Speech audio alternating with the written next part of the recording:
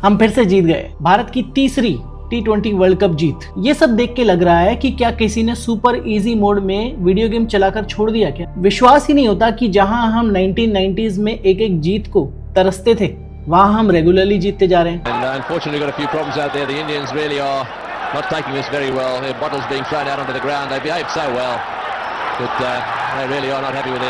दूसरी तरफ कुछ लोग ऐसे भी हैं जो या तो गेम देखते नहीं है या गेम नहीं देखने का थोड़ा दिखावा करते हैं।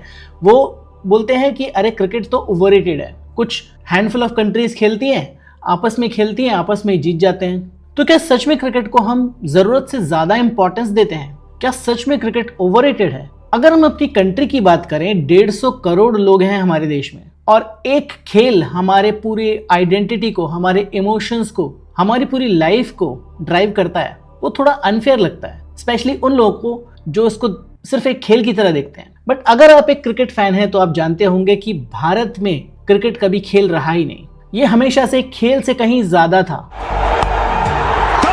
Finishes off in style. A magnificent strike into the crowd. India lift the World Cup after 28 years. The parties start in the dressing room.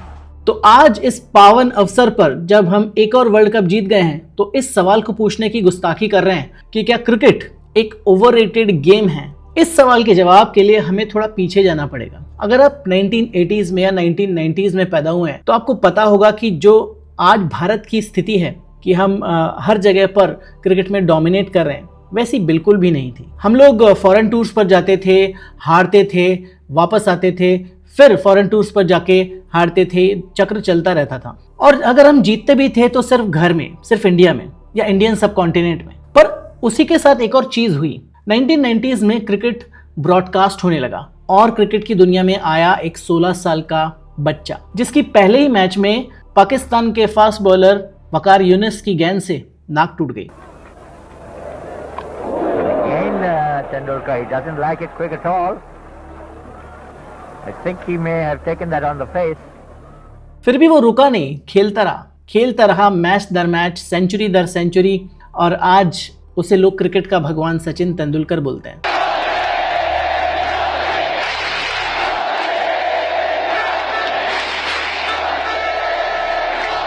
पर ऐसा नहीं था कि सचिन के आने से पहले भारत में क्रिकेट पॉपुलर नहीं था। ऑफ कोर्स 1983 में हमने वर्ल्ड कप जीता था, अपना सबसे पहला वर्ल्ड कप, और उस समय पर भी हमें कोई भाव नहीं दे रहा था। हमारी गिनती जिम्बाब्वे, श्रीलंका, इस तरह के देशों जैसी होती थी। पर कपिल देव ने जो करके दिखाया, बॉल के साथ, बैट के साथ, हमें वर्ल्ड कप का टाइटल दिलाया। तभी से शायद पहली बार भारत में क्रिकेट पॉपुलर हुआ। बट उस पीक के बाद एक बहुत बड़ा डाउनफॉल आया और हम लगातार हारते रहे। 1983 के बाद हम किसी भी आईसीसी टूर्नामेंट में फाइनल तक भी नहीं पहुंच पाए काफी सालों तक। और शायद ही किसी को ऐसा कोई प्राउड मोमेंट याद हो 1983 या 1990s या 2000 के आसपास भी, जब भारत ने कुछ बहुत बड़ा चमत्कार किया हो, कुछ ट्रॉफीज को छोड़कर। 2000 के आसपास जब शारजा में क्रिकेट हुआ करता था, तब सचिन तेंदुलकर की कुछ तूफानी इनिंग्स हमें आज तक भी याद होंगी।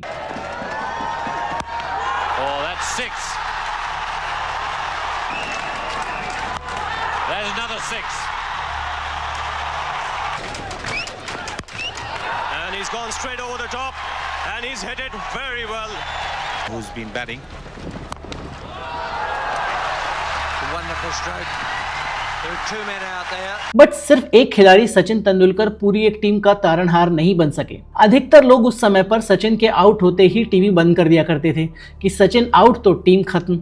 जैसे तैसे करके वो दौर भी निकल गया। उसके बाद आया एक गेम चेंजिंग दौर। लोगों को लगा कि ये जो टेस्ट है वो तो आउटडेटेड हो चुका है, 5 दिन चलता है, कोई देखता नहीं है, कुछ एक्साइटिंग मैचेस को छोड़कर। वनडे भी पूरा दिन लगाना पड़ता है, सुबह से लेकर शाम तक, या अगर डे नाइट मैचेस हैं तो शाम से लेकर देर रात तक। तो उस दौरान इंट्रोड्यूस किया गया एक game changing format, T20, 20-20 over का गेम, जो कि अप्रोक्सीमेटली 3 घंटे में खत्म हो जाएगा, जो कि एक सॉकर मैच या एक हॉकी मैच के बराबर की ड्यूरेशन का था, जिसमें एक highly charged, highly focused, highly entertaining game के फीचर्स ज़्यादा थे और उसके पॉपुलर होने की जो क्षमता थी वो भी कहीं ज़्यादा थी। वही हुआ 2007 में।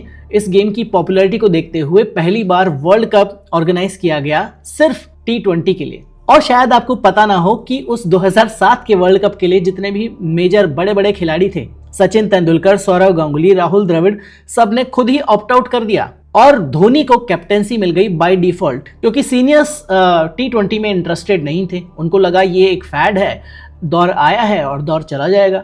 और ना ही किसी ने सीरियसली इस इवेंट को लिया कि भारत का कोई चांस है, क्योंकि T20 ज्यादा पॉपुलर था ऑस्ट्रेलिया, न्यूजीलैंड जैसी जगहों पर। और फिर जो हुआ वो तो आपको पता ही है, हमने इतिहास बनाया। पहला T20 वर्ल्ड कप जीता भारत ने लास्ट ओवर के थ्रिलिंग एलिमेंट्स के बाद। लास्ट ओवर पाकिस्तान को चाहिए थे 13 रन। जोगिंदर शर्मा बॉलिंग कर रहे थे, एक ऐसे बॉलर जिन्होंने अभी तक सिर्फ 3 ODI मैचेस खेले थे। मिसबाह उल हक ने एक स्कूप शॉट मारा, श्रीसंत ने कैच लिया और इंडिया ने पहला वर्ल्ड कप जीता 1983 के बाद। 24 सालों के सूखे के बाद वर्ल्ड कप भारत में आया था। All thanks to the fighting spirit of Indian cricket team और amazing captaincy by captain cool Dhoni.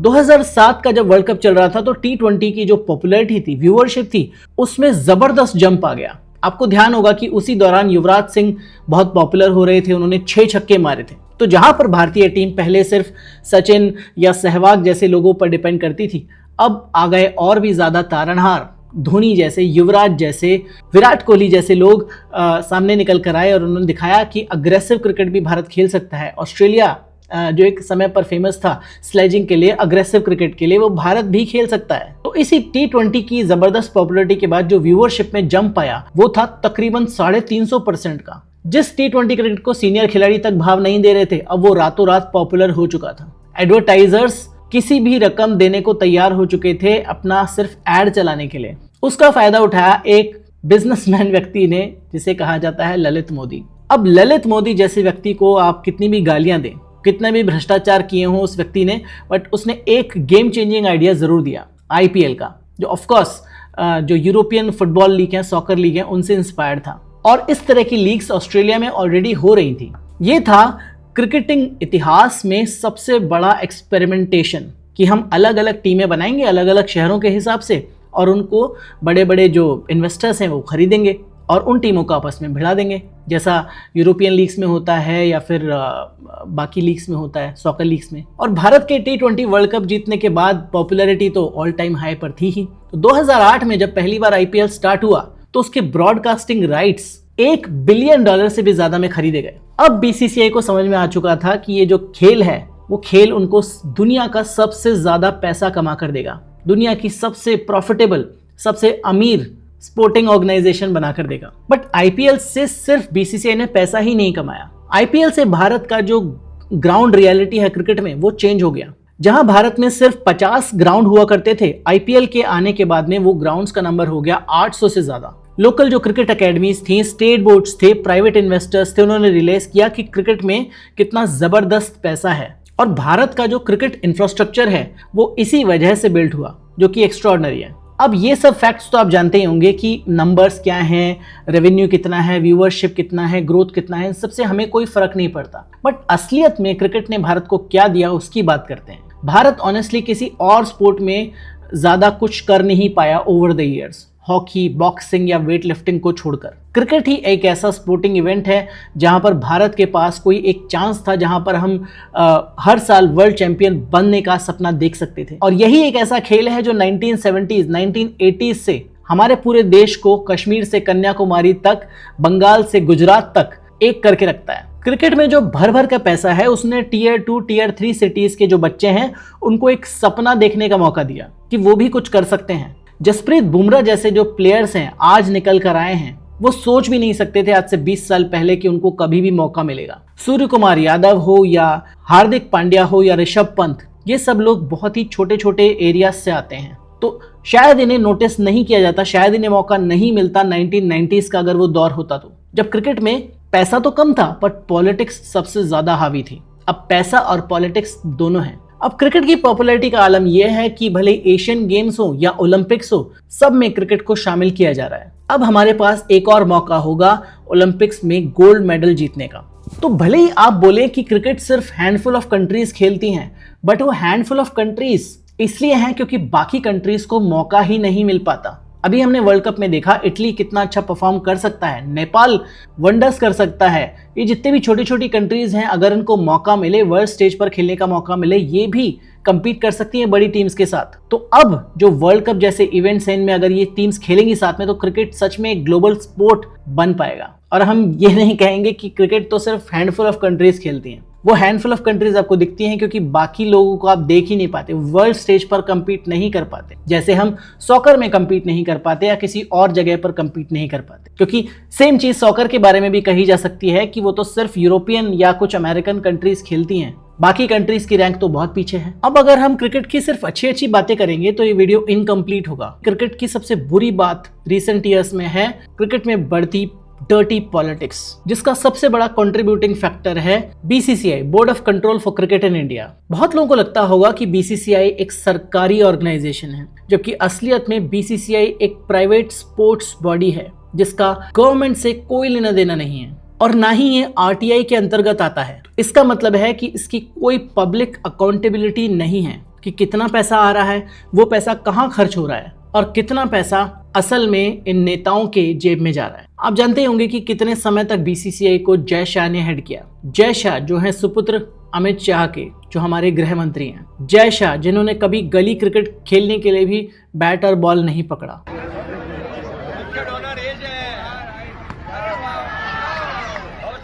उन्होंने काफी समय तक बीसीसीआई की कमान संभाली, अब वो वर्ल्ड क्रिकेट की कमान संभाल रहे हैं। और बीसीसीआई का स्ट्रक्चर अगर आप देखोगे तो उसमें आपको नाम मात्र के क्रिकेटर्स मिलेंगे, सभी के सभी पॉलिटिशियंस बैठे हैं सारे मालदार पदों पर। और जब वो क्रिकेट समझते ही नहीं तो क्रिकेट की भलाई के लिए कैसे काम करेंगे। टेक्निकली बीसीसीआई एक प्राइवेट क्लब की तरह ऑपरेट करती रही है, जिसके पास वर्ल्ड क्रिकेट का रिमोट कंट्रोल है। जब चाहो जैसे चाहो बंद कर दो, चालू कर दो, घुमा दो। हमारा पाकिस्तान के साथ खेलने का स्टांस ही देख लीजिए। कभी हम कहते हैं कि हम पाकिस्तान के साथ नहीं खेलेंगे, कभी हम कहते हैं पाकिस्तान के साथ खेलेंगे, बायलैटरल में नहीं खेलेंगे बट वर्ल्ड स्पोर्टिंग इवेंट में खेलेंगे। उनके घर जाकर नहीं खेलेंगे पर न्यूट्रल वेन्यूज में खेलेंगे, उनके खिलाड़ियों से हाथ नहीं मिलाएंगे। ये सब एक ड्रामा, एक शेनानिगन से ज्यादा कुछ नहीं लगता। वो स्पोर्टिंग बॉडी जिसके नाम में ही कंट्रोल है, अगर हमारी सरकार, हमारी अथॉरिटीज इसको कंट्रोल करने के लिए सीरियस होती, इसमें इतना पॉलिटिकल इन्फ्लुएंस नहीं घुसा देती, तो आज इसकी हालत कुछ और होती। और कैसे बीसीसीआई ग्लोबल क्रिकेट का रिमोट कंट्रोल बन गया, क्योंकि भारत आईसीसी के रेवेन्यू में 70 से 75% तक कंट्रीब्यूट करता है। इसका मतलब दिखाने को भी आईसीसी अपना खुद का कोई डिसीजन नहीं ले सकता। वैसे तो आज की तारीख में आईसीसी और बीसीसीआई एक ही थाली के चट्टे बट्टे हैं, तो भले ही वो होस्टिंग राइट्स हो, भले ही वो टूर के स्केड्यूल हो, भले ही वो डीआरएस वाला सिस्टम हो, बीसीसीआई की फीलिंग हर जगह मैटर करती है। हम जैसा चाहेंगे वैसा ही होगा। अब आप कह सकते हो कि इसमें गलत क्या है, हम कंट्रोल कर रहे हैं, अच्छी बात है। ये क्रिकेट के लिए अच्छी बात नहीं है, इससे सिर्फ क्रिकेट में पैसा बढ़ रहा है। क्रिकेट की ऑटोनॉमी जो एक डेमोक्रेटिक फीलिंग थी वो खत्म हो चुकी है। अब इसका प्रैक्टिकल इम्पैक्ट क्या हुआ कि 2014 में एक डील हुई जिसे कहते हैं बिग 3 डील, जिसमें इंडिया, इंग्लैंड, ऑस्ट्रेलिया ने मिलकर आईसीसी रेवेन्यू डिस्ट्रीब्यूशन स्ट्रक्चर इस तरह से डिजाइन किया कि सिर्फ इन 3 कंट्रीज को सबसे ज्यादा फायदा हो। और जो वर्ल्ड क्रिकेट में छोटे देश हैं जैसे वेस्ट इंडीज, जिम्बाब्वे या और भी अलग देश, उनको इस रेवेन्यू का ऑलमोस्ट नॉन एग्जिस्टेंट हिस्सा मिले। इससे होगा ये कि जिस क्रिकेट को आप ग्लोबल इवेंट बनाना चाह रहे हैं, आप चाह रहे हैं कि पूरी दुनिया में सभी कंट्रीज क्रिकेट खेले, तो जब पैसा नहीं होगा तो वो ग्लोबल इवेंट कैसे बनेगा। इसका एक प्राइम एग्जांपल है जिम्बाब्वे क्रिकेट, जो एक समय पर काफी मजबूत टीम मानी जाती थी। आज वो नॉन एग्जिस्टेंट हो चुकी है, मुश्किल से ही जीतती है। अभी इस बार के वर्ल्ड कप को हटा दें तो उससे पहले जिम्बाब्वे का नाम ही नहीं था कहीं पर भी। भारत के मैचेस को आईसीसी में इतनी प्रायोरिटी दी जाती है कि भारत का हर मैच संडे को हो, शाम को हो, प्राइम टाइम पर हो, हमारे हिसाब से हो, जहां हम खेलना चाहते हैं वहां हो, जैसे हम खेलना चाहते हैं वैसे हो। और ये क्रिकेट की बेहतरी के लिए कहीं से भी अच्छा नहीं है। ये क्रिकेट को क्रिकेट कम और नाटकबाजी ज्यादा बना देता है, जिससे लॉन्ग टर्म में क्रिकेट को फायदा नहीं नुकसान ही होगा। तो यस, भारत में क्रिकेट को बहुत ज्यादा तवज्जो दी जाती है, बहुत ज्यादा ओवर रिप्रेजेंटेड गेम है और दूसरे स्पोर्ट्स डेफिनेटली सफर करते हैं। हॉकी की कंडीशन देख लीजिए, कबड्डी की देख लीजिए, बाकी चीजों की देख लीजिए, लेकिन क्रिकेट को सिर्फ इस बेसिस पर ओवररेटेड कह देना मुझे लगता है वो सही नहीं होगा, क्योंकि ओवररेटेड का मतलब होता है कि जितना अटेंशन मिला उतना वर्थ नहीं है। और इंडिया के केस में जो 1990s की टीम जो कि एक जीत के लिए तरसती थी, हर फॉरेन टूर पर हार कर आती थी, वहां से हम आए हैं लगातार जीतते हुए। भारत की 2023 में वर्ल्ड कप में करारी हार के बाद फाइनल में जो हमें मिली थी, उसके बाद से हम लगातार जीतते हुए आए हैं। 2024 का T20 वर्ल्ड कप हो, 2025 का चैंपियंस ट्रॉफी हो या 2026 का अभी जो कल हुआ वर्ल्ड कप फाइनल फिर से। तो जो लास्ट के 15-20 साल में हमारी क्रिकेटिंग आइडेंटिटी कैसे चेंज हुई है लगातार, कुछ मौकों को छोड़कर हमने लास्ट के 15-20 साल से क्रिकेट को डोमिनेट किया है, भले ही वो टेस्ट क्रिकेट हो, वनडे क्रिकेट हो या T20 हो। तो ये जो जर्नी हमारी रही लगातार हार से अब जीत की तरफ, ये उतनी ही अटेंशन डिजर्व करती है जितनी इसे मिल रही है। तो क्रिकेट ओवररेटेड बिल्कुल भी नहीं है। जी हाँ, मैं मानता हूं कि हमें और स्पोर्ट्स को प्रधानता देनी चाहिए और भी स्पोर्टिंग इवेंट्स में हमें डोमिनेट करना चाहिए, बट उस वजह से क्रिकेट को अंडरमाइन करना वो थोड़ा ठीक नहीं होगा। तो कैसे समझें कि क्रिकेट परफेक्ट है? बिल्कुल भी नहीं। क्रिकेट जहां लोगों को खुशी देता है, बीसीसीआई को जबरदस्त पैसा देता है, वहीं इसमें जो बढ़ता हुआ पॉलिटिकल इंटरफेरेंस है वो क्रिकेट की बेहतरी के लिए, लॉन्ग टर्म बेहतरी के लिए, उसको ग्लोबल स्पोर्टिंग इवेंट बनाने के लिए सबसे बड़ा रोड ब्लॉक है। सबसे पहला काम सरकार को ये करना चाहिए कि जो बीसीसीआई में बिल्कुल कंट्रोल की कमी है, सब अपनी मनमानी के हिसाब से काम चल रहा है, उसको सबसे पहले कंट्रोल किया जाए, उसमें पॉलिटिकल इंटरफेरेंस को कम से कम किया जाए। हालांकि जब ये बोल रहा हूं तभी समझ रहा हूं कि ये ऑलमोस्ट इम्पॉसिबल है, क्योंकि वही नेता जो सरकार में बैठे हैं वही बीसीसीआई में बैठे हुए हैं। तो it's just kind of very tight structure जिसको तोड़ना नामुमकिन है। नुकसान इसका ये होगा कि लॉन्ग टर्म में इंडिया को तो आप मजबूत होता हुआ देखेंगे, पर जो दूसरी कंट्रीज हैं उनके खिलाड़ियों को, उनकी टीमों को, उनके इंफ्रास्ट्रक्चर को आप और कमजोर होता हुआ देखेंगे। तो शायद अगले कुछ सालों में हम और टूर्नामेंट जीतें, बट ये वर्ल्ड क्रिकेट के लिए बहुत ही खराब होगा। और जो हम क्रिकेट को एक खेल से कहीं ज्यादा एक रिलीजन बनाकर बैठे हुए हैं, उसका जो मैजिक है वो कम होता जाएगा हर साल। तो ये था एक और वीडियो, होपफुली आपको पसंद आया होगा। इस तरह के वीडियोस हम इस चैनल पर अब बनाते रहेंगे और वीडियोस देखने के लिए यहाँ पर क्लिक कर सकते हैं। मिलूंगा इस तरह की और वीडियोस में। अपना ध्यान रखें एंड बी लॉजिकल।